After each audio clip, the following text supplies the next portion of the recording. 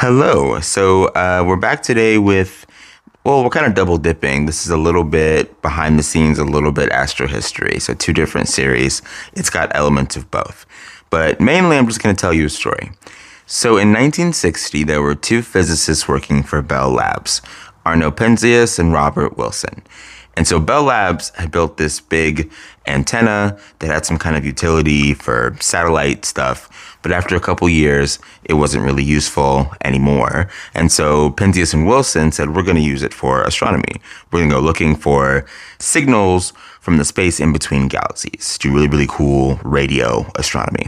But in order to do radio stuff, you need to silence all the noise that is otherwise produced by our world. People are listening to radios. There's a radio signal from everywhere. So you need to quiet all of that. So when they went to go quiet that noise, they found a persistent noise source that they couldn't track down to any one location. It didn't really seem to come from any one city. It kind of came from everywhere.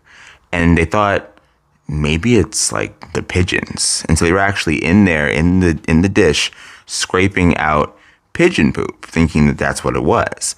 But around the same time, a Princeton physicist, Robert Dicke, was looking for evidence for the Big Bang, specifically in the form of radiation, believing that that initial hot radiation should be cold by now, about 3 Kelvin. So Dicke comes out to Bell Labs, sees this noise that Penzias and Wilson were looking at, and he's like, yeah, this is it. You found it. And Penzias and Wilson get a Nobel Prize in 1978. So let this be a lesson. If you are currently in your pigeon poop scraping era, your Nobel Prize might just be around the corner. Once again, I'm Keyshawn, and thanks for making some space in your day.